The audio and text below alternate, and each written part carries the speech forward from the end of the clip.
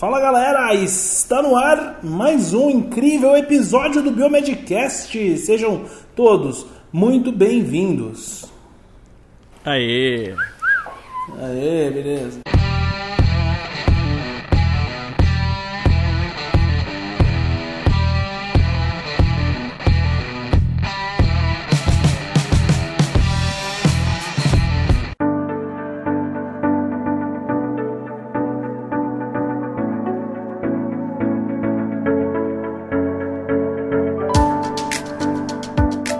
Aqui quem tá falando é o Otávio e esse aqui é o 103º episódio regular do Biomedcast, cara. 103º.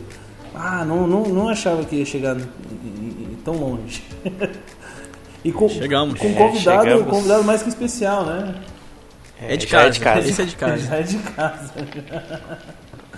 Não venho com esse negócio de, já é sócio daqui, porque eu quero saber cadê meu equity se eu sou sócio, então. Ué, a gente tem umas contas pra pagar. Eu também quero saber, cadê então meu equity? Deixa eu como visita mesmo. Eu quero uma participação. E aí galera, aqui quem fala é o Bruno, diretamente de Goiânia. É mais um prazer imenso estar aqui com vocês, batendo esse bate-papo. Fala galera, aqui quem fala é o Luiz, diretamente do Rio de Janeiro. E muito animado pra bater esse papo hoje com meus grandes amigos biomédicos e também o Onício, grande amigo, internacional agora também, diretamente da Suíça. Exatamente. Mas antes, eu tenho um recadinho muito importante para vocês.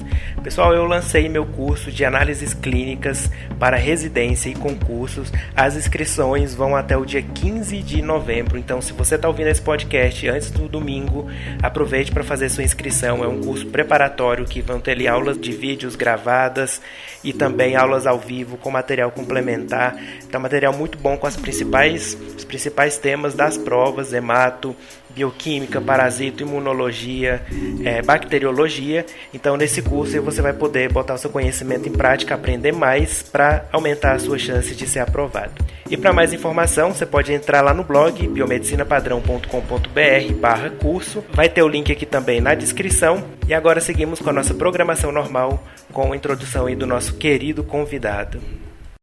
E diretamente da Suíça vem o nosso convidado de hoje, que já participou de pelo menos uns 3 episódios do Biomedcast, pelo que eu me lembre. 3, né? 2 ou 3. Por aí. Mas o Onício, ele é um parceirão do Biomedcast aqui já há muitos anos, né? Desde 2014. E hoje a gente vai trazer ele para falar sobre um monte de coisa, mas foco é pandemias. Foco é a Covid, né? Claro, como pano de fundo, mas algumas perguntas aí bem polêmicas, então espero atrair a sua atenção, meu caro ouvinte, minha cara ouvinte, certo? Por favor, Onício, fique à vontade, você já é de casa, se apresente, faça o seu jabá aí do seu projeto novo, por favor, fique bem à vontade. Valeu, pessoal, pelo convite mais uma vez. É sempre um prazer muito grande estar aqui conversando, né, com meus colegas do Biomedcast. E já que o Otávio fez a deixa, né? Então, para quem quiser me acompanhar, agora também sou podcaster. Nasceu. Né? Esses caras aqui criaram esse monstrinho. Nasceu o monstrinho, né? Porque a minha primeira entrevista de podcast, na verdade, eu dei no Biomedcast. Olha só. Se eu não me engano. 2015, de entrevistado. 2016, né? Aliás, 15. Acho que 2015. Verdade. Foi exatamente. 2015 foi a minha primeira entrevista que eu dei em podcast. E depois, 5 anos depois, eu tô com o meu próprio podcast chamado Gritzy. Vocês conseguem ver no YouTube. É um podcast com vídeo. Reserve tempo porque é um podcast longo.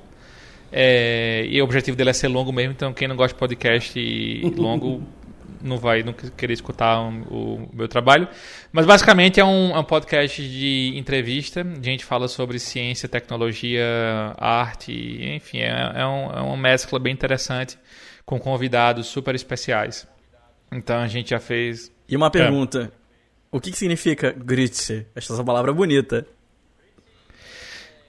Gritzy eu até conto a história, né, desse termo lá no episódio, mas já antecipando aqui, Gritzy em suíço-alemão É como se fosse o equivalente...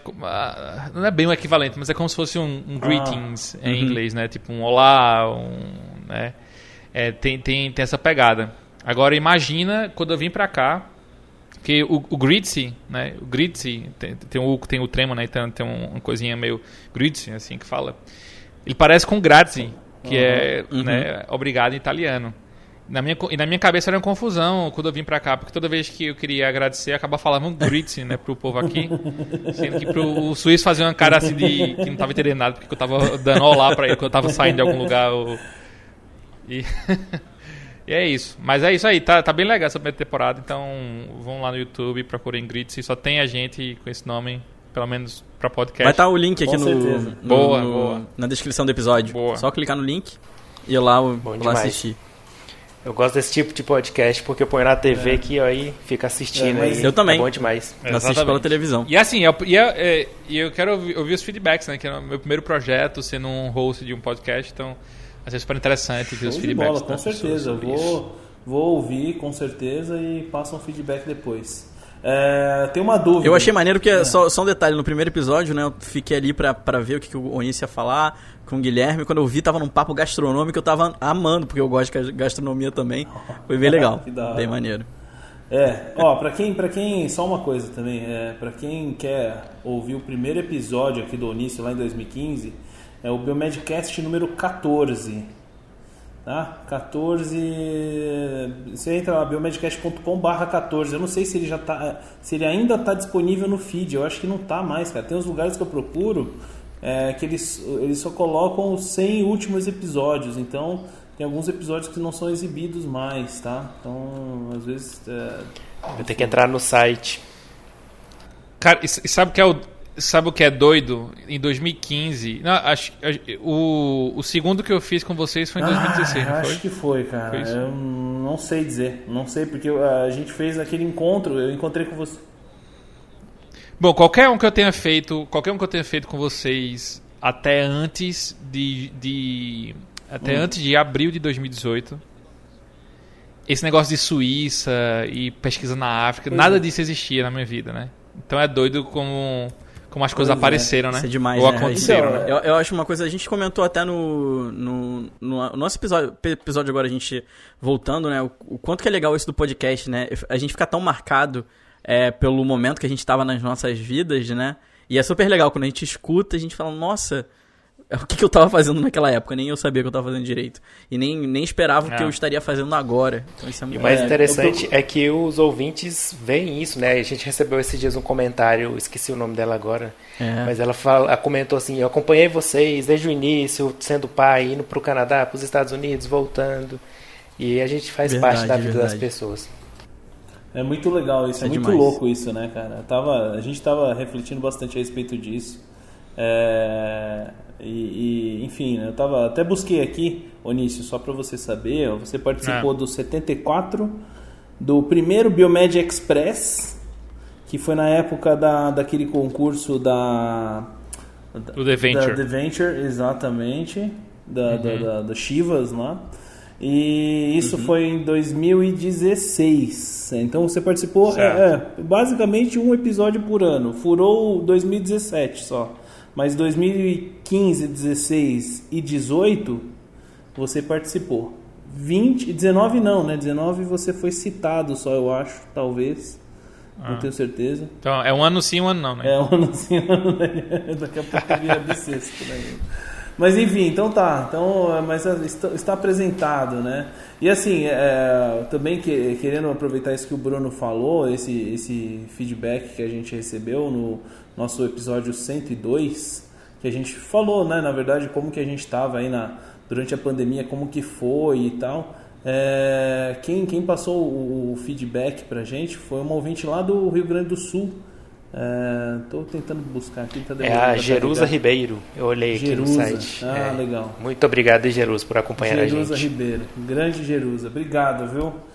E ela pedindo, assim, pra gente fazer mais episódios, pro Luiz fazer mais episódios do SciTalk também, porque querendo ou não, isso que a gente faz, é isso que o Bruno falou, a gente faz parte da vida das pessoas e você, meu querido ouvinte, minha querida ouvinte, vocês também fazem parte das nossas vidas, né? Então, a gente, né, tem várias histórias aqui que a gente lembra de ouvintes lá das antigas, né? Então, desde um cara chamado Luiz, ele começou com um ouvinte, começou a se intrometer demais, virou participante do podcast também, enfim. Mas então tá, gente. Então, dados os recados, a gente fez, importante aqui também, antes da gente começar, no nosso grupo do Telegram, que é o t.me/Biomedcast oficial. A gente tem um grupo no Telegram, você entra nesse site aí, nesse endereço que eu te passei, ou enfim, vai no nosso, a gente divulga isso todo quanto é lugar. Acessa lá o nosso grupo do Telegram e lá você pode participar com a gente, né? A gente tem mais de 350 pessoas lá que interagem diariamente com a gente. E a gente pediu para eles fazerem algumas perguntas, né? Então, algumas perguntas a gente já tinha aqui, o que me trouxe a chamar o Onísio para essa conversa foi uma série de stories que ele postou lá no Instagram dele e me deixou... @Onísio, fácil de achar. É difícil, né? Onísio, para você achar Onísio, é tudo Onísio. Tem alguma coisa que não seja Onísio? Como é? Antes era mais difícil, sabe, né? Antes da internet tá acessível assim, era mais difícil. E aí com o Orkut a gente começou a descobrir que tinha mais Onísios por aí. Legal. Inclusive eu fazia parte de uma comunidade chamada Também Me Chama Onísio. Tinham 6 pessoas. Mas se você for hoje lá no site do IBGE, e ele tem uma função lá que ele busca nomes por regiões, você vai ver que tem uns 350, 360 Onísios no Brasil. Pô, legal. É um nome raro. Então é bastante Onísio, né? E mais recentemente um dia eu estava procurando alguma coisa no Lattes. Não, eu queria ver meu currículo rapidamente para pegar uma referência lá. E eu botei Onísio na certeza que só ia ter eu, né? E apareceu um outro Onísio, ó. Então temos um outro Onísio pesquisador também aí. Olha aí. Nessa carreira, né? Engraçado. Tomar cuidado, hein?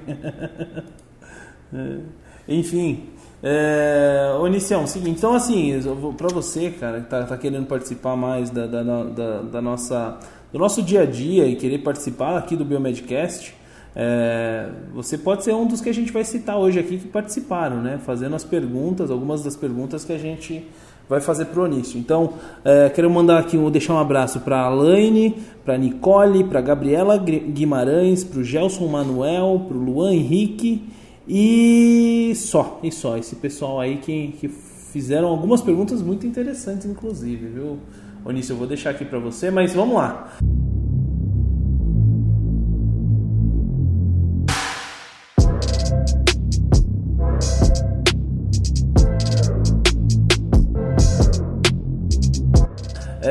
Então, para começar, começando agora com 10 minutos já de podcast, 12 minutos e meio de podcast, eu quero saber, Onísio, eu começo aqui, depois os meninos vão fazendo as demais perguntas, mas quero saber o que você tem feito aí em Zurique. Você está em Zurique, na Suíça, a gente está gravando isso aqui 3 horas da tarde, porque o Onísio já tá tarde pra caramba pro cara lá, a gente tem que gravar no meio da tarde para dar mais ou menos certo a agenda. O que você está fazendo aí, Onísio? Olha, eu estou fazendo algumas coisas interessantes aqui, né? Eu sou pesquisador de pós-doutorado no Departamento de Economia da Universidade de Zurique. E aqui a gente tem o projeto, digamos, carro-chefe do nosso grupo, né? Que é o que chama... Eu faço pós-doc dentro do Centro de Desenvolvimento e Bem-Estar de Crianças, que é uma parceria da Unicef com o Departamento de Economia da Universidade de Zurique. É uma parceria de 30 anos. Caramba. E o objetivo é, de fato, entender, né, desenvolvimento infantil em contextos não necessariamente subdesenvolvidos, porque eventualmente tem alguns projetos que acontecem em áreas um pouco mais privilegiadas, mas a maioria dos projetos, de fato, acontecem, né, na África e naqueles contextos, né, como o do Malawi. Então lá a gente tem um estudo chamado o Child Development Study, e esse é o nosso estudo, nosso projeto carro-chefe, porque é uma coorte que a gente vai seguir por 18 anos as crianças do nascimento até eles chegarem à vida adulta. Caramba! E o objetivo desse projeto é a gente identificar pontos de inflexão no desenvolvimento infantil. Né? Quando é que aquela criança ou aquele adolescente ele começou a pegar a rota A, sendo que a rota B seria que ele teria um melhor desempenho na sua vida, um melhor sucesso, uma melhor chance de sucesso. Então a gente quer entender esses pontos de inflexão no desenvolvimento para, a partir desse conhecimento, formular melhor políticas públicas e programas de assistência social, né, de suporte social, para que os governos locais consigam ter intervenções mais inteligentes. Né? Então a gente fala que esse tipo de estudo ele consegue gerar inteligência aumentada nos gestores. E a gente faz isso, né, e aí alguém pode pensar, mas detectar essa história de pontos de inflexão é complicado, né? De fato é muito complicado, porque em contextos como o da África, a gente tem um problema de dados em baixíssima frequência, né? Então, quando tem esses censos ou essas pesquisas, as pessoas coletam um dado, aí depois de 6 meses, ou depois de 1 ano, ou depois de 5 anos, retornam nas vilas, nas comunidades, coletam de novo. E essa esparsidade no dado ele é muito ruim porque a gente acaba não tendo uma resolução aumentada, né, que traga nitidez de quando aconteceu aqueles microeventos. Então, para a gente coletar os dados em alta frequência, que é o que a gente faz lá, a gente tem que utilizar tecnologias, né? E para isso a gente utiliza wearables, né? Tecnologias vestíveis.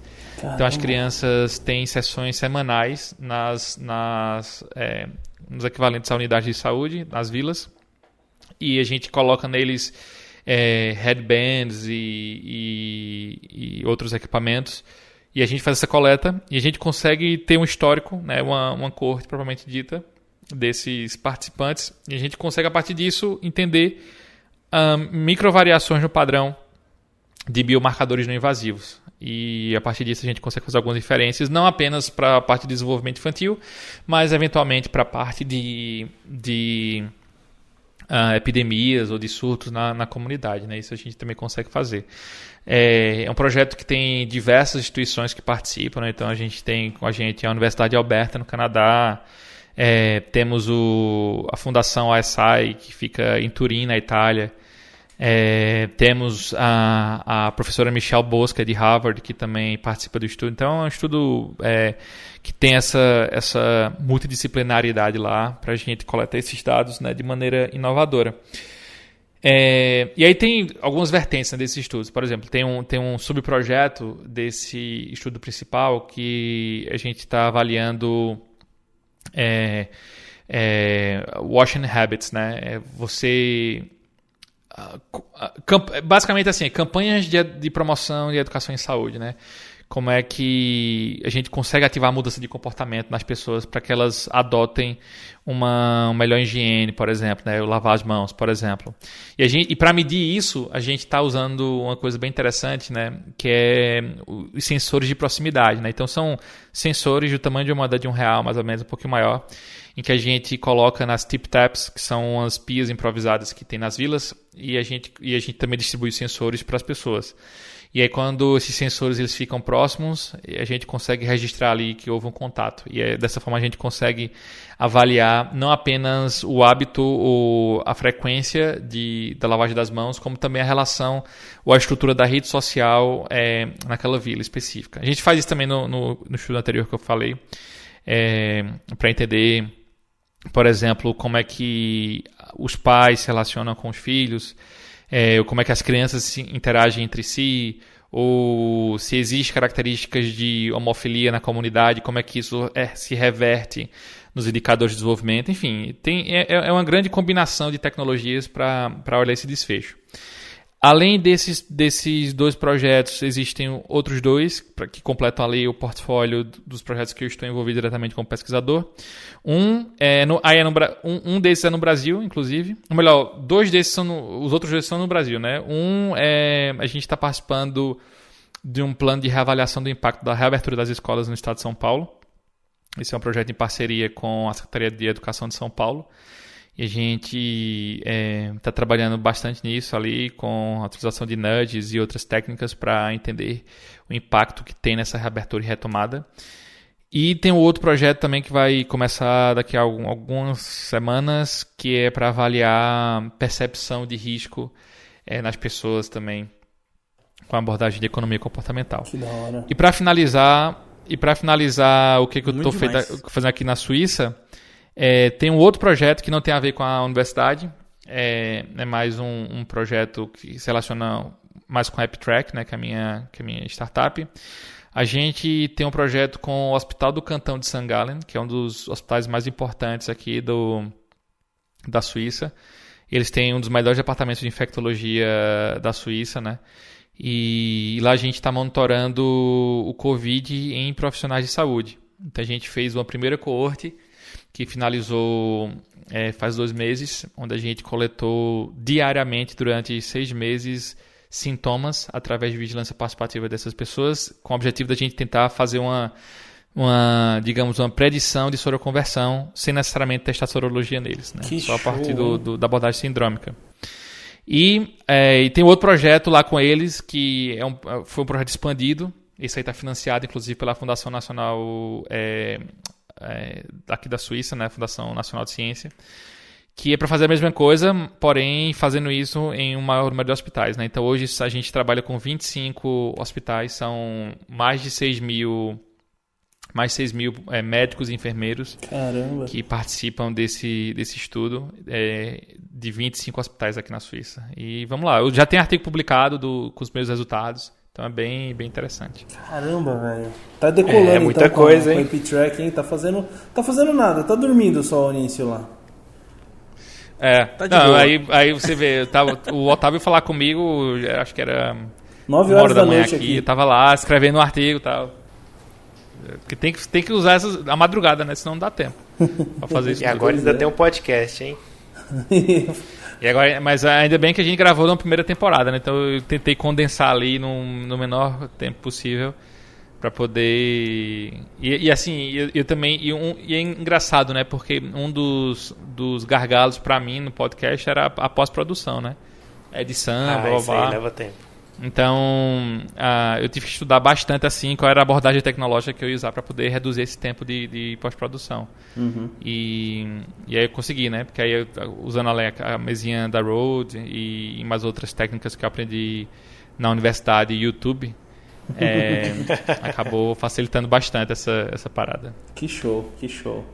O meu áudio nesse episódio aqui, até peço desculpa para você, meu ouvinte querido, minha ouvinte querida. Eu tenho sérios problemas aqui com esse áudio, porque uma série de intempéries hoje aqui me impediram de gravar num lugar melhor, com um áudio melhor. Aqui, infelizmente, estou com eco aqui, mas eu creio que não vai atrapalhar no conteúdo, que eu estou deixando o entrevistado falar mais, né? A gente tem que deixar o cara falar mesmo. E que bacana, hein, Onicião? Eu gostei pra caramba de saber que você tá super ativo aí.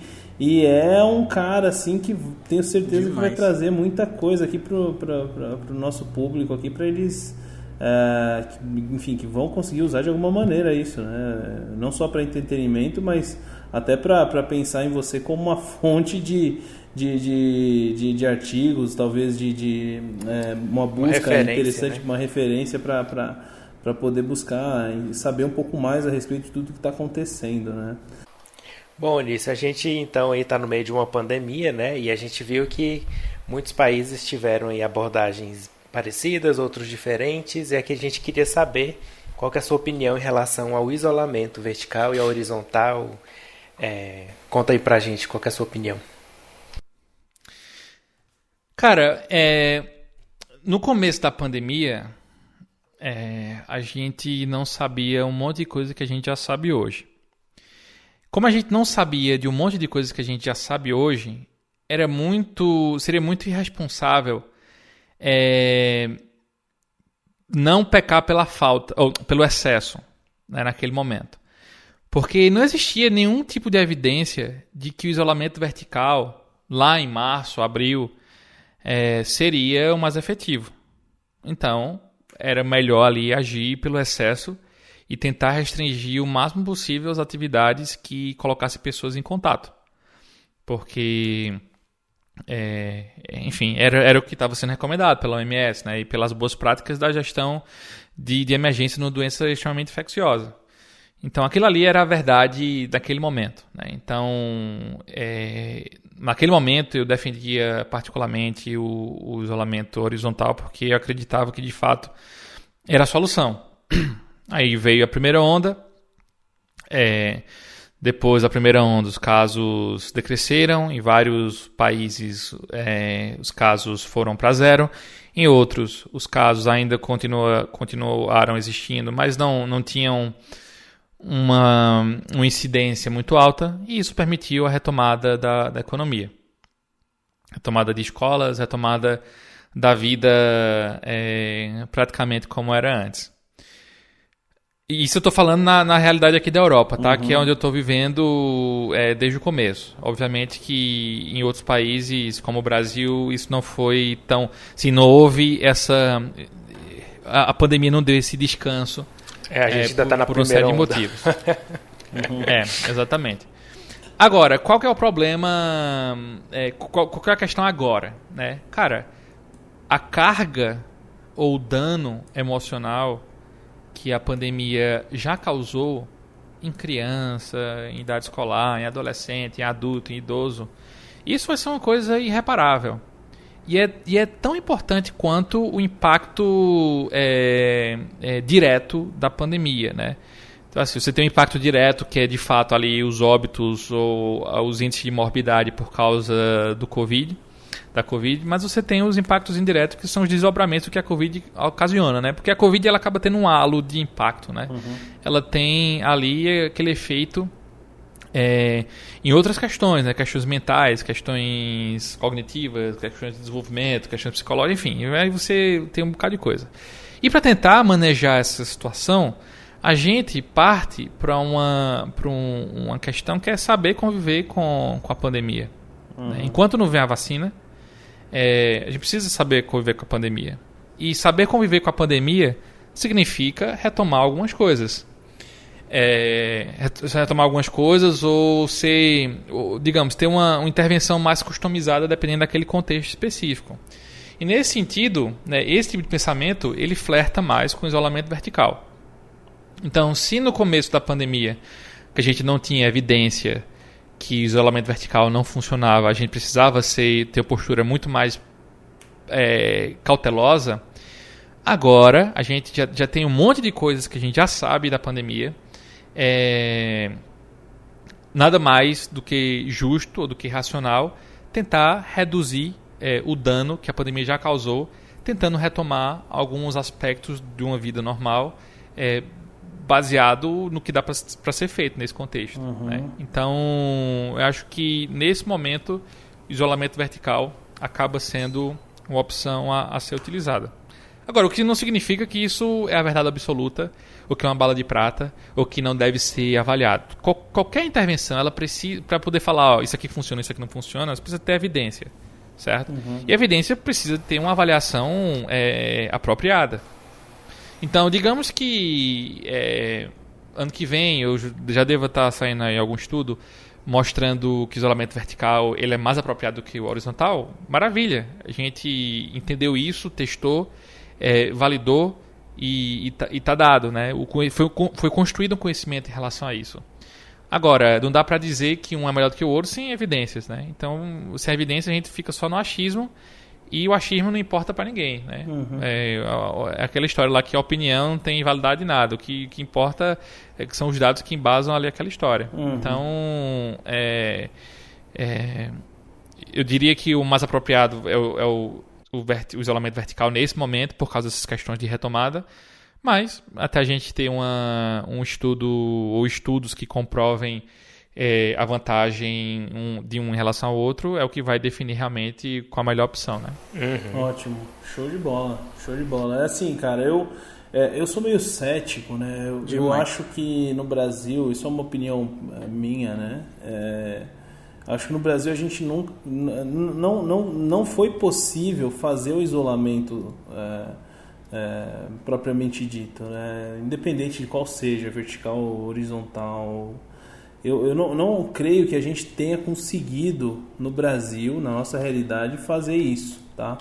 Mas eu de verdade eu imagino que para realidade da Europa isso ficou bem claro, né? Você vê, existem outros exemplos também lá, o pessoal da Nova Zelândia. Depois eu queria que você comentasse um pouquinho sobre Nova Zelândia, Eunício. Não sei se você chegou a dar uma olhada lá no o que eles fizeram, enfim.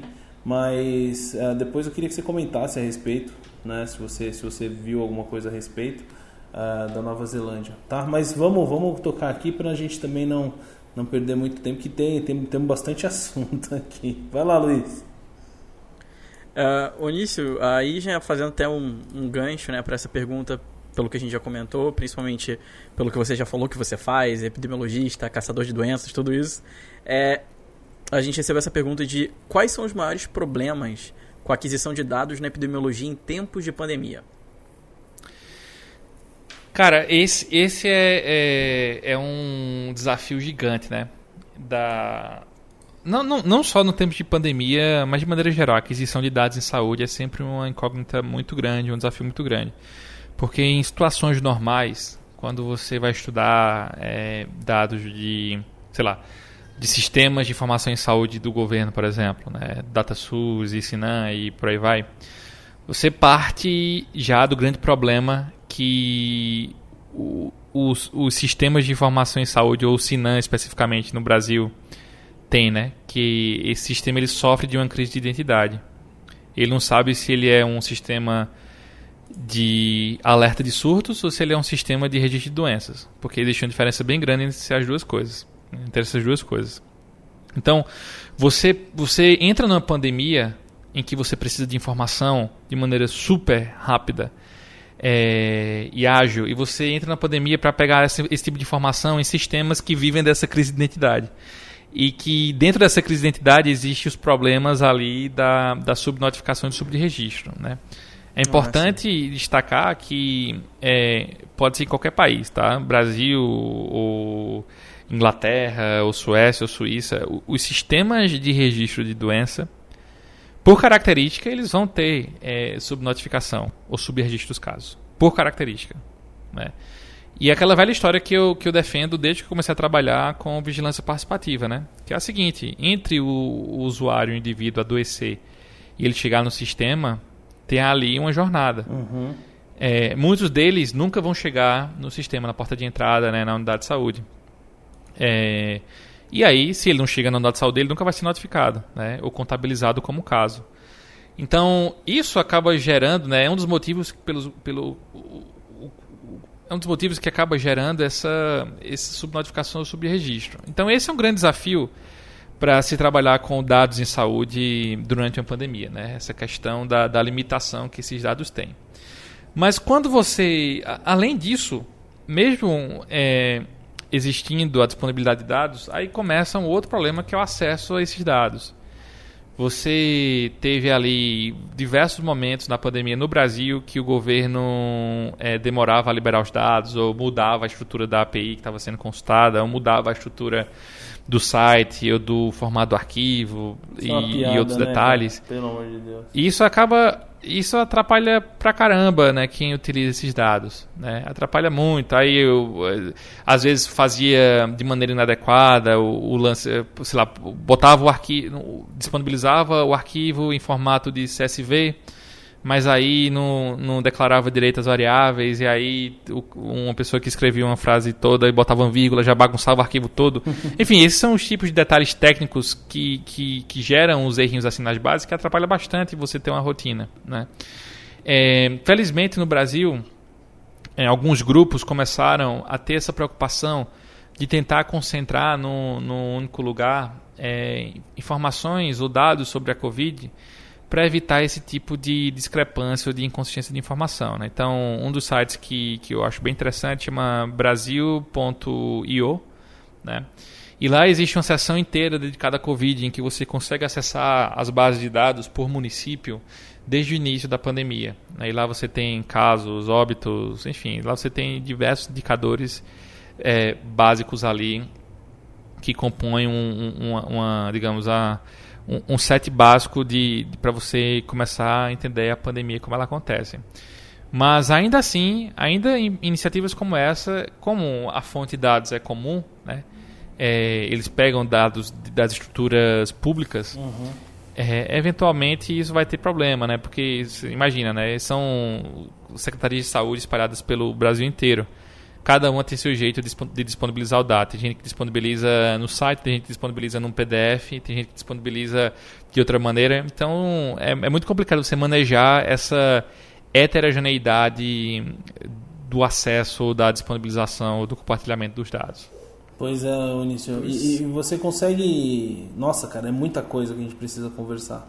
A gente vai ter que fazer uma segunda conversa daqui uns dias, com certeza.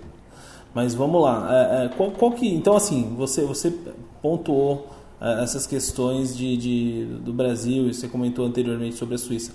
Qual que é a maior diferença que existe entre o Brasil e a Suíça na evolução da Covid? Você sabe se existe algum fator externo que possa estar favorecendo o aumento do número de casos, enfim, você tem alguma... Cara, é sempre importante você olhar situações epidemiológicas das mais variadas que existem, envolvendo ou não doenças infecciosas. Mas é sempre importante você olhar de uma maneira mais ampla, né? Você tem um olhar ecossistêmico dessa situação.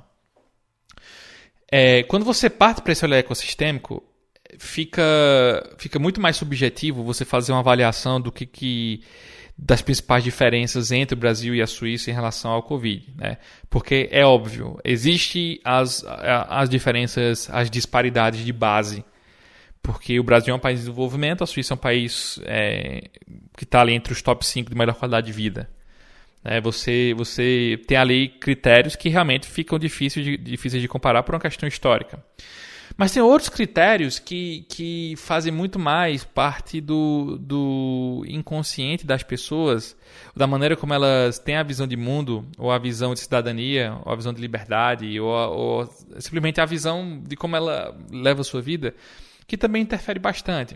Então, por exemplo, aqui na Suíça, a Suíça foi o primeiro país a ter o app da exposição de notificação, né? Ou seja, um app do governo, o que o governo utiliza para te avisar se você entrou em contato ou cruzou, né? Ou ali foi exposto de uma maneira sistemática a um caso de Covid, a ponto de você poder ter o risco de ter contraído Covid.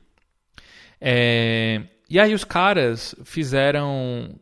Até hoje tem campanhas, os caras botam propaganda em tudo que é lugar, fecharam parceria com as maiores operadoras de telefonia celular aqui da Suíça, botaram outdoor, publicidade em tudo que é canto e tal.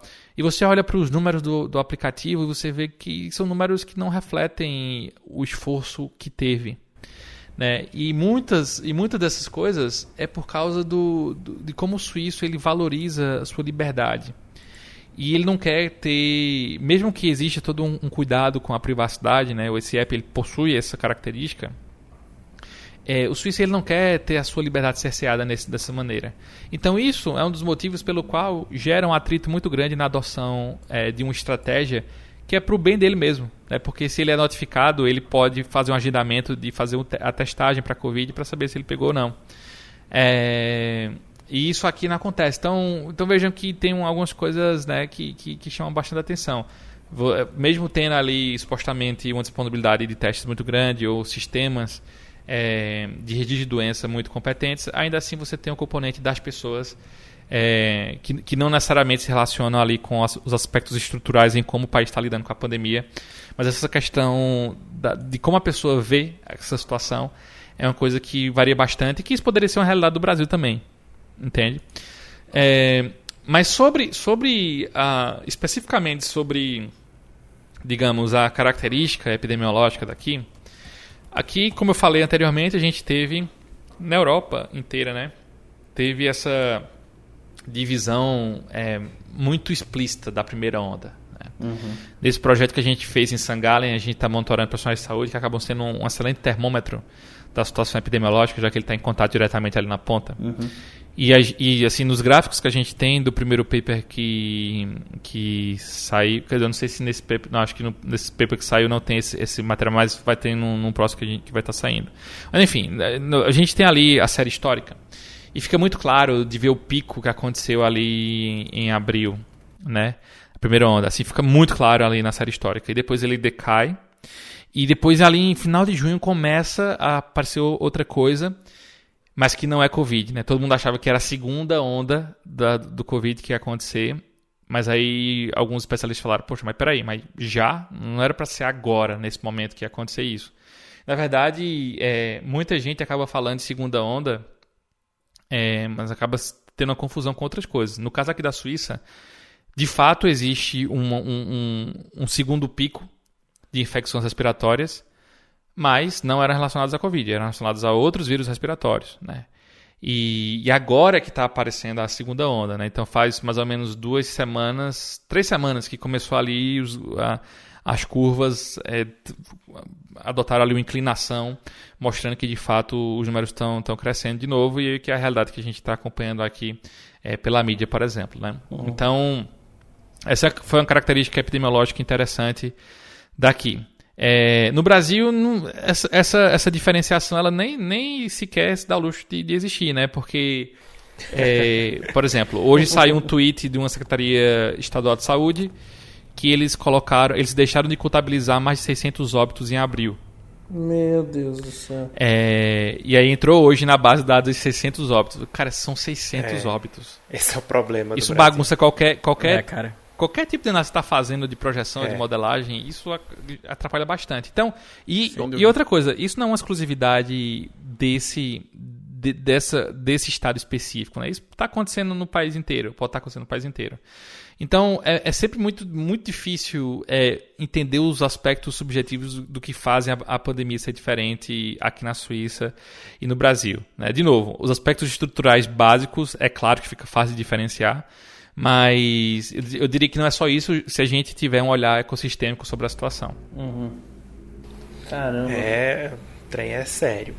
Bom, e mais uma pergunta interessante aqui, né? O que você acha, assim, com esse tanto de dado que foi coletado, né, que foi feito aí com pesquisa em relação à Covid, ao SARS-CoV-2, o que a gente poderia ter de efeito mais imediato na saúde pública e talvez algo a longo prazo em relação a tudo isso que já foi feito de estudo epidemiológico, científico? Olha, puxando a sardinha para o meu lado, no lado de vigilância epidemiológica, eu acho que esse volume de dados que já foi coletado, eu acho que ele abre uma oportunidade de fortalecimento da vigilância sindrômica, né? Das abordagens sindrômicas que são muito comuns aqui na Europa, né? E aí eu vou citar esse exemplo, mas é um exemplo controverso ser citado por causa de como foram as políticas adotadas naquele país durante a pandemia. Mas a Suécia, por exemplo, ela é uma referência gigante na abordagem sindrômica. Não estou dizendo que a Suécia está adotando a melhor maneira de enfrentar a pandemia, porque ainda é muito controversa. Ela não é o pior país em casos, mas está ali numa posição importante ali. Mas na Suécia fica a sede do ECDC, né, do Centro de Controle de Doenças Europeu. Inclusive, coincidentemente ou não, eu já fui lá, né? Então fica num prédio o ECDC, e aí um pouco mais para frente, eu acho que é no mesmo bloco, fica a Agência de Saúde Pública, e exatamente em frente à Agência de Saúde Pública sueca fica o Karolinska Institute, que é o lugar onde surgiu o Prêmio Nobel, né, e onde os pesquisadores fazem isso. Então, veja, não é falta de ciência lá, certo? Definitivamente não é falta de conhecimento científico que está acontecendo lá para adotar isso. Mas só para fechar o parênteses sobre a maneira de como eles estão enfrentando a pandemia. Mas voltando a essa questão da oportunidade, eu realmente colocaria as fichas nessa questão da vigilância sindrômica, né? Se você, obviamente, sem a gente falar aqui das tecnologias, né? Porque tecnologia tem aquele grande problema do engajamento, né? Da adoção das pessoas. Então, de novo, aquele exemplo que eu citei do Swiss Covid App, né? Veja só, foi o primeiro app que utilizou as APIs de exposição do Google e da Apple para fazer isso. É um app que tem um apoio muito grande das instituições.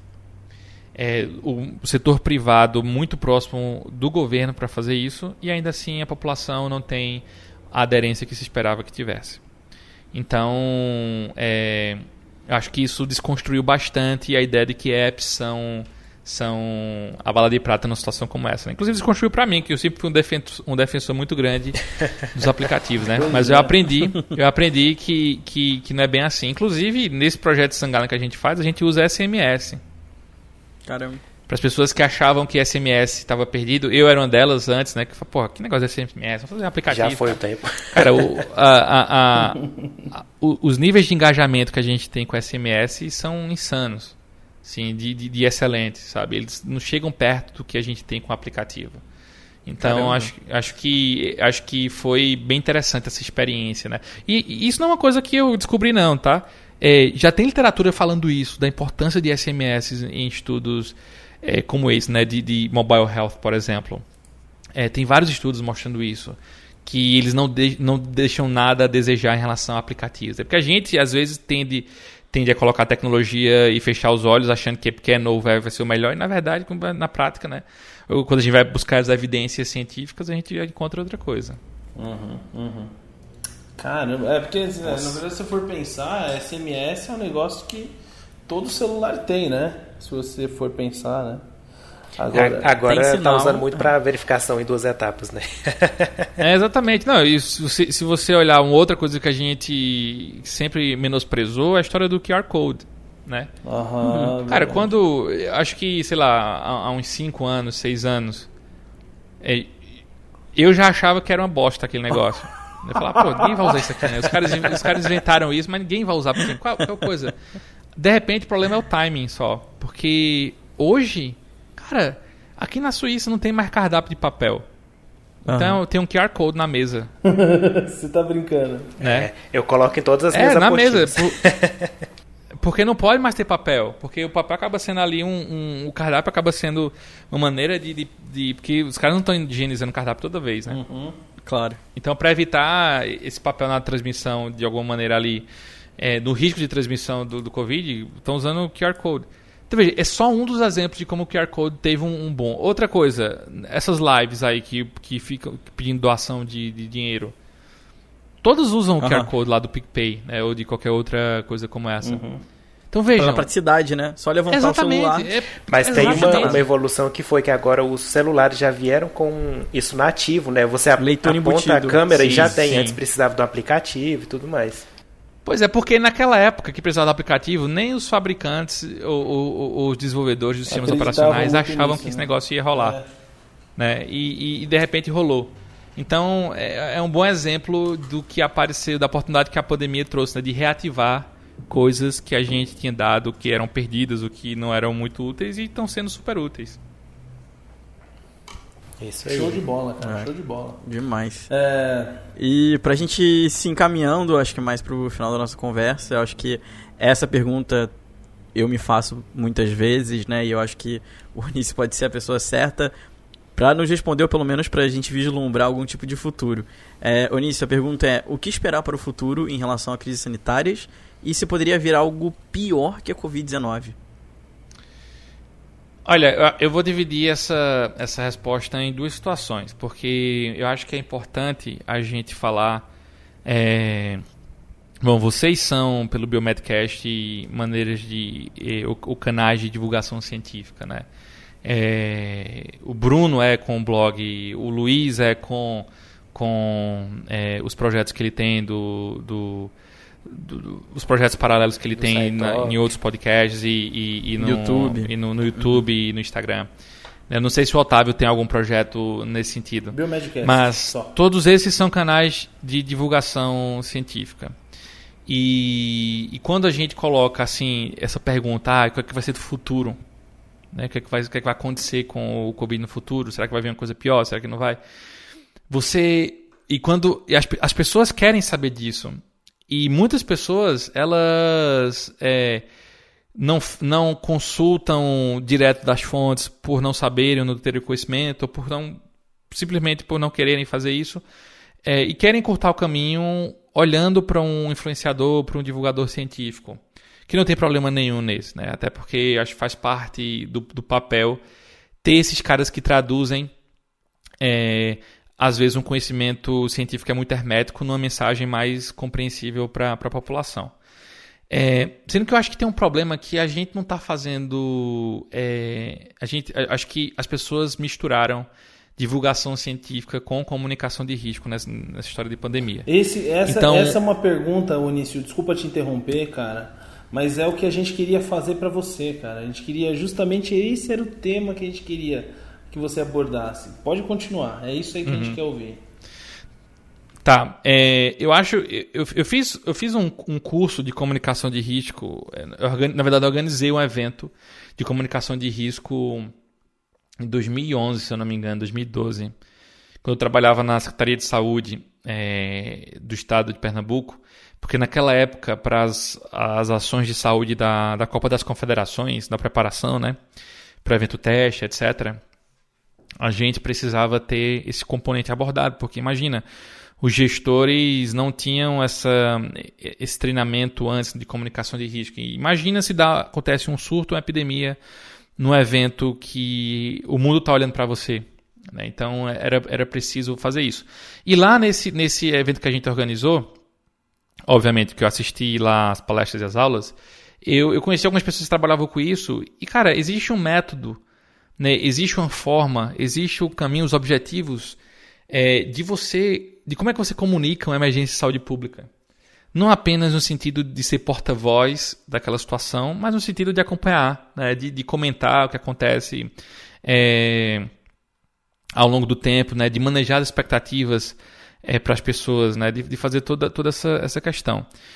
E quando veio a pandemia, diversos influenciadores fizeram ou fazem até hoje essa comunicação de risco de uma maneira totalmente equivocada. Talvez eles nem saibam que eles deveriam estar fazendo comunicação de risco. Eles simplesmente colocam uma informação de maneira bruta e direta, com um tom dramático, para tentar angariar uma posição com a população no sentido deixa eu mostrar que isso aqui vai ferrar com as coisas de uma maneira bem grave, como se fosse um apocalipse, para ver se a população se liga e faz isso. Mas a questão é que não se faz dessa forma. Não se faz dessa forma. Tem uma autora chamada Virginia Scholl, da Fiocruz. Ela já é falecida, infelizmente, mas ela tem um trabalho belíssimo na área de educação e saúde. Que esse trabalho ela fala sobre a estética do grotesco. Como campanhas de educação e saúde precisam ser comunicadas em comunidades. Não é você fazendo bonequinhos em 3D que vai convencer visualmente uma pessoa que está acostumada só a ver rabisco, por exemplo. Uhum. Você tem que ter uma empatia pela visão de mundo que aquela pessoa tem. Então, o que eu quero dizer com isso é o seguinte, não é você trazendo alarme que você vai conseguir que as pessoas fiquem do seu lado. E o que muitos divulgadores científicos, influenciadores fizeram no começo e continuam fazendo hoje, eu estou falando de vários, tá? Não é só o principal, que é o Atli Yamarino, não, mas tem vários caras assim que têm um papel muito relevante. Só para deixar isso claro aqui, os divulgadores científicos, eles têm um papel importantíssimo. Eu acho muito, muito bom como as pessoas passaram a entender melhor esse papel, não só na situação da pandemia, mas antes da pandemia acontecer. O que eu discordo é da maneira como ela está sendo exercida, no sentido de trazer pânico ao invés de trazer esclarecimento para a população. Uhum. Eu vi, tem um divulgador científico do Nordeste que tem feito um trabalho que eu diria que é frustrante para ver um profissional de saúde pública que já trabalhou com pandemias, com epidemias, olha para aquela situação e dá risada. Porque é uma maneira tão bizarra de comunicar riscos em saúde que chega a ser triste para quem está vendo aquilo ali e está vendo o cara rasgar um monte de guidelines e boas práticas de você fazer isso.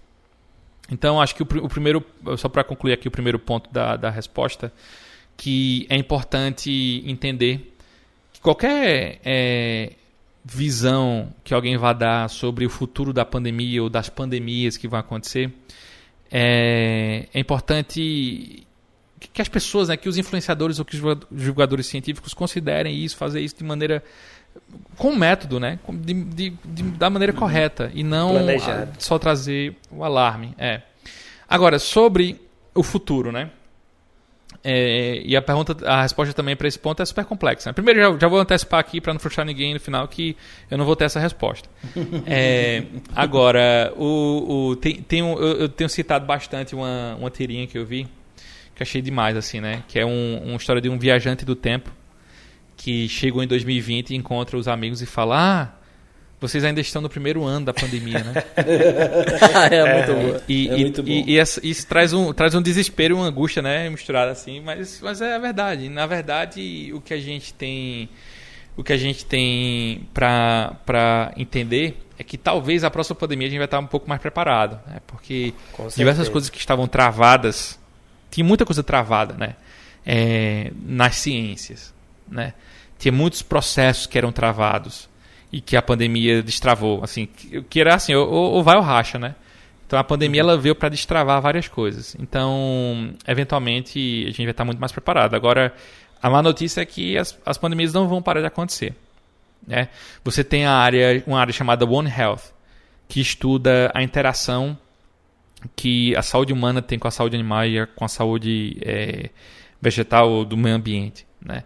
E o Covid aconteceu se você olha para o Covid, para a situação do Covid com o olhar do One Health, o Covid aconteceu numa situação como essa, né?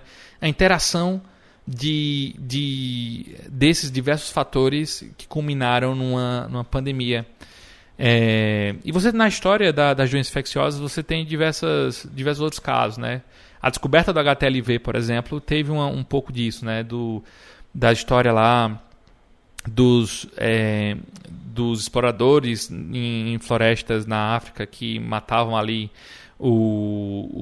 alguns primatas e traziam eles nas costas e o sangue escorrendo, e eles, por causa que estavam ali no meio da floresta, iam se arranhando também ali, e acabava sendo uma porta de entrada para que existisse aquela contaminação. Isso está dito nos livros, né, a maneira como acontece.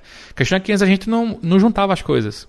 Antes a gente não juntava as coisas, e aquelas pessoas que juntavam, que são as pessoas que estudavam, por exemplo, One Health, não estavam sendo escutadas. Mas agora elas precisam ser escutadas, né? Porque são pessoas que estavam trabalhando já há algum tempo com essa abordagem. Então, só para concluir aqui minha resposta, não é a última pandemia que a gente vai enfrentar. Infelizmente, não é a última. A gente vai estar muito mais preparado para as próximas. Existe um monte de outros fatores que vão fazer com que pandemias que a gente nem esperasse que iam acontecer, vão acontecer, né? Fatores climáticos, por exemplo, são deles, né? E então, um dos melhores exemplos não se tornou uma pandemia, mas foi uma questão problemática, a história do Zika, em 2016, né? Imagina, áreas ali do hemisfério norte que nunca tiveram ocorrência disso, começaram a ter ocorrência, né? E é muito doido, né? Porque, obviamente, é só para ilustrar aqui uma situação, mas aqui na Suíça você tem a endemicidade em algumas regiões do Aedes albopictus. E, bom, você tem um vetor, né? E você tem, no verão, por exemplo, temperaturas altíssimas, né? De tipo, teve dia que chegou a fazer 38 graus aqui na Suíça. E aí falta o quê, né? Para dar uma desgraça. Falta você ter ali pessoas que tenham algum vírus, sejam transmitidos por esse mosquito. E você fecha o ciclo. Uhum. E aí você acaba com um pensamento de que na Suíça nunca pode acontecer uma doença desse tipo porque não tem clima favorável, não tem vetor, não tem pessoas doentes. Mas pode ter. Uhum. Né? Então, é importante que a gente entenda que as doenças infecciosas, elas têm uma dinâmica muito difícil, muitas delas têm uma dinâmica muito difícil de prever as situações que vão acontecer no futuro. Então, o que a gente precisa fazer é estar preparado para enfrentar isso de maneira muito mais inteligente, né, do que a gente fazia no passado. Eu lembro em 2015, cara, tá muito claro na minha mente. Em março de 2015, eu organizei um evento em Recife e eu levei algumas pessoas de alguns países para serem palestrantes do evento. E aí, na época, eu tinha acabado de trabalhar na Secretaria de Saúde, já tinha saído, mas eu tenho vários amigos lá até hoje. E aí eu levei alguns palestrantes para conhecerem, né, como é que funciona a estrutura de gestão de saúde, o problema de vigilância epidemiológica no nível estadual no Brasil. Em março daquele ano, que foi um ano que teve a Zika e a microcefalia, em março, ninguém sabia que era Zika. Uhum. Eu lembro que a gente chegando lá com o pessoal, com os gringos lá, e todo mundo sem saber o que era. Imagina o nervoso que dá.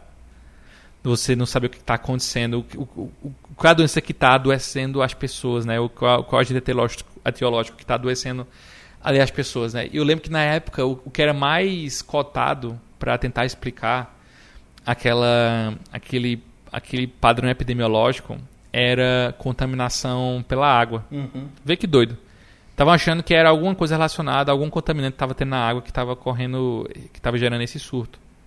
Que não tinha nada a ver, né? Quando foi ver no final, não tinha nada a ver com o vírus da Zika. Uhum. Então, isso faz parte da epidemiologia, né?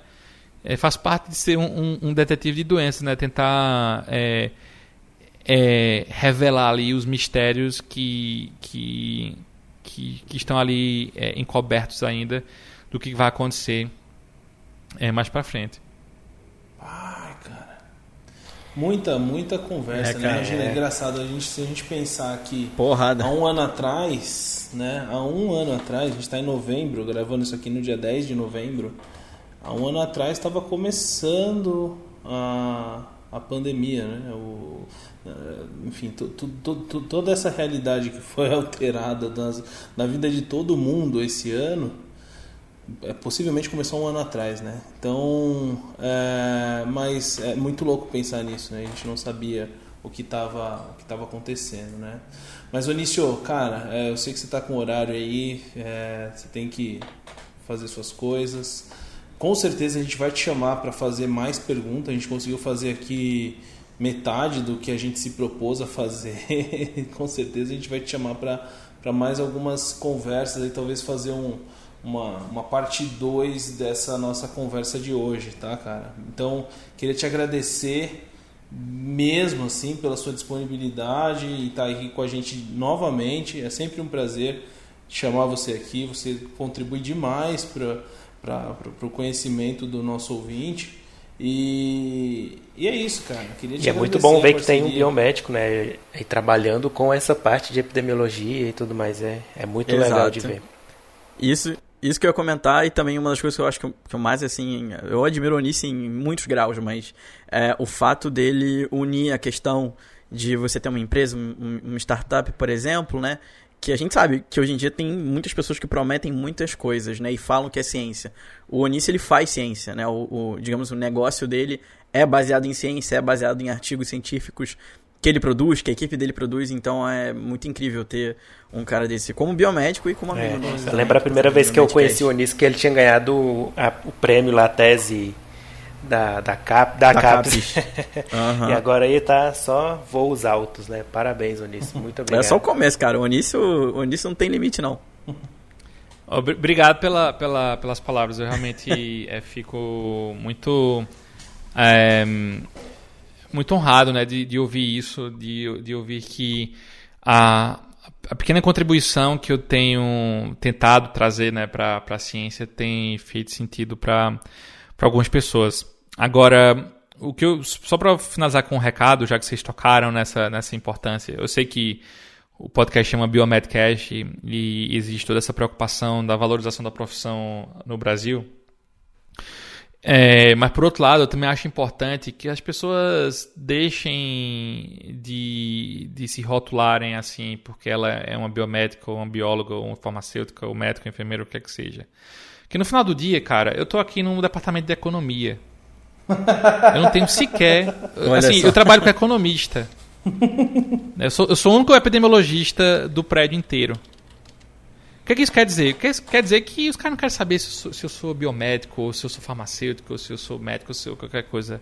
O cara quer saber se a missão ali que eles têm, que eles estão tentando resolver, se eu estou ajudando a resolver.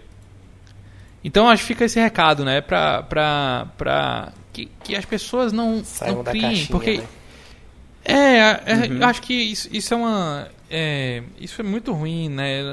Eu me formei em 2009 e entrei na faculdade em 2005, né?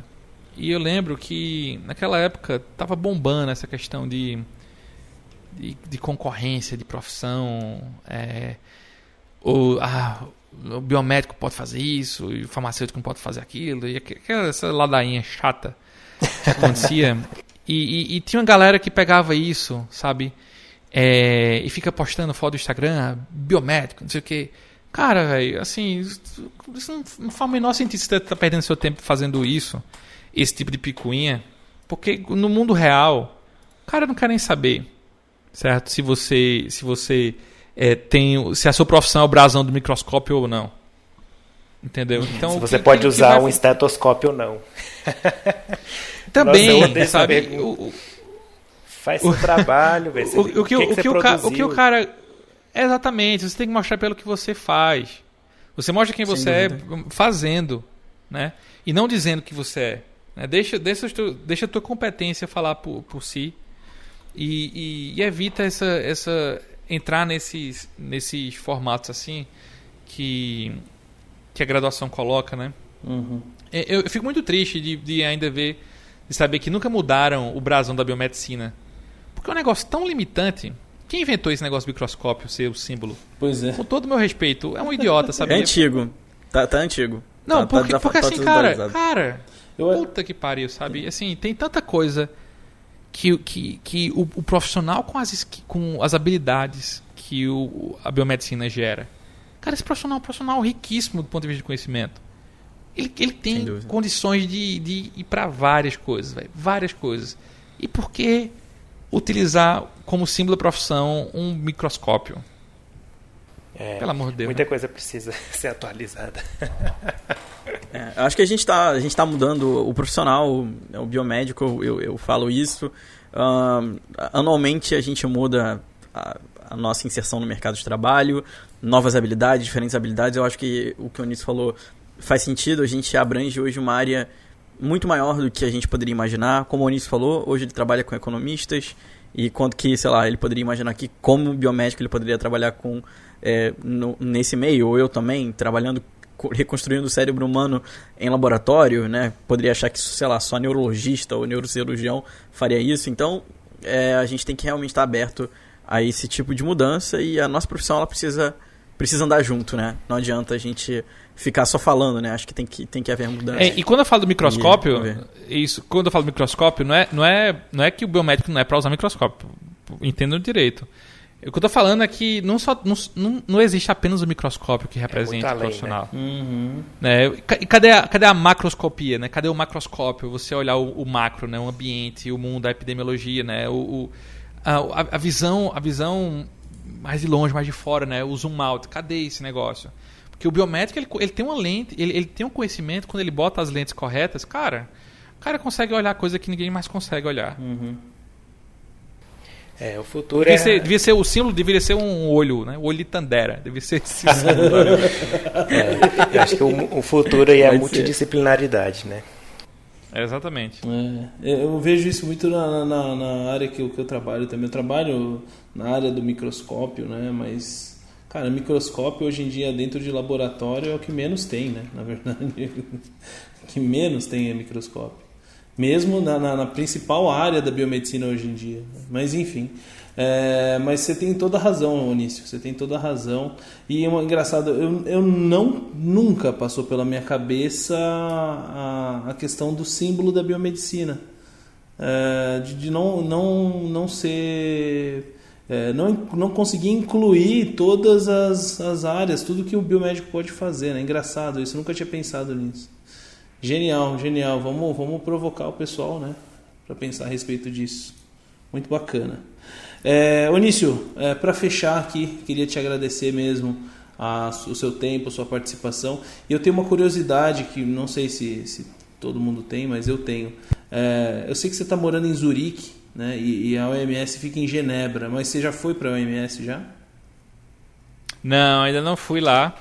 É longe de Zurique, né? Se eu não me engano. Umas 3 horas de trem da OMS. Uhum. Mas nunca fui lá. Não fui lá ainda na OMS. Mas tenho muita vontade de ir. Você acha que... Na verdade, você tem que ir convidado, né? Porque se chegar lá na porta... Você acha que a OMS perdeu credibilidade? Estão querendo estender? Cara, então... Eu estava participando de uma conversa há umas 2 semanas sobre isso. Tem muita gente que fala isso sem conhecer, né? E eu trabalhei para a OPAS, que é ligado ao SMS, né? A OMS, né? Seria o equivalente da OMS no continente americano. E, cara, os caras, assim... É burocrata, mas existe muita competência ali envolvida. As pessoas que estão lá são muito competentes, né? A OPAS tem um papel muito estratégico nos governos, né? O Brasil conseguiu fazer várias coisas por causa da OPAS. Não porque era recurso da OPAS, mas porque a OPAS viabilizava a maneira de executar diversos projetos que a burocracia brasileira não viabilizava. Então, a OMS ela tem um papel super estratégico de gerar essa resposta coordenada, né? A OMS tem seus problemas, é claro. Não é de hoje que existe isso, né? Eu lembro que na época da Copa do Mundo, por exemplo, que eu trabalhei um tempo no Ministério, né? E foi no tempo que eu trabalhei na OPAS, a gente tinha recebido um grupo de observadores na época... Ou melhor, foi na Copa das Confederações. Não, foi na Copa do Mundo. A gente tinha recebieu um grupo de observadores da OMS e muitos deles tinham uma opinião sobre... Porque naquela época, foi na época que eu estava com saúde na Copa, né? Que era uma abordagem inovadora para monitorar epidemias durante o Mundial. E eu lembro que muitos dos observadores lá da OMS tinham um preconceito, né, com a inovação. O que é natural. O que é natural acontecer isso. Mas eu acho que isso mudou, né? Acho que eles aprenderam. Tem muita gente boa na OMS, né? Muita gente boa na OMS deixando ali um legado e mudando as coisas, né? Eu conheci uma pesquisadora aqui de Basel, que é em outra cidade aqui perto, e ela trabalhava com um cara que estava querendo levar o Mobile Health lá para a OMS, né? Assim, queria destravar essa questão, porque a OMS estava muito travada em relação a isso. E para vocês terem ideia, esse ano a OMS ela adotou oficialmente como fonte de informação a InfluenzaNet, que é uma das primeiras plataformas de vigilância participativa para a influenza que surgiram. Na verdade, foi a primeira, né? Com essa característica, foi a primeira plataforma de vigilância participativa que apareceu na Europa, né? A InfluenzaNet. E eles sempre ficavam ali tentando considerar que a OMS usasse os dados ou olhasse para eles como uma fonte de dados, e sempre tinham resistência. Esse ano a OMS adotou isso. Você entrar lá no site, você vai ver que tem um link lá para a plataforma. Ou seja, isso mostra coisas positivas que estão acontecendo, que estão sendo transformadas lá na OMS, né? Então, quando as pessoas querem criar teorias de conspiração, que o OMS associou com os chineses, o que é comunista, blá, blá, blá. Cara, isso é mais sabe? Não tem que pensar dessa forma, sabe? E só para comentar uma coisa que eu lembro aqui, que era para ter falado, né, sobre a questão lá dos divulgadores científicos. Cara, você quer entender como é que está sendo feita divulgação científica e comunicação de risco de verdade, da maneira certa? Cara, no Twitter tem vários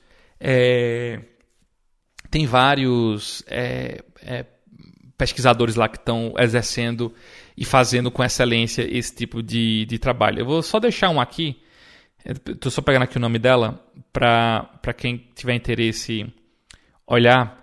Ela chama Natalie Dean. Natalie Dean, lá no Twitter.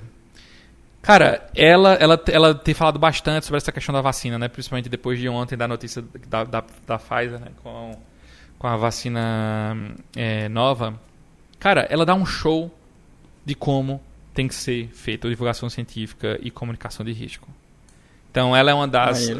Mas, e tem mais, lá tem mais gente que faz coisa dessa, mas eu deixaria essa indicação, né, para vocês seguirem a Natalie Dean lá no Twitter. Seguindo agora. Porque vale muito a pena... Oi? Seguindo agora.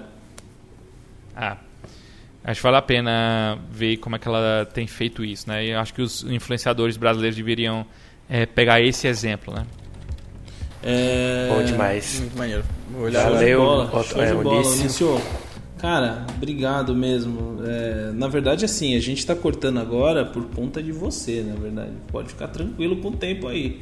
É mais por sua causa, né?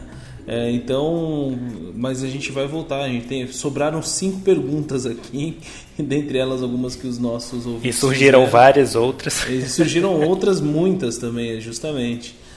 A gente deixa pra uma parte 2. Exato.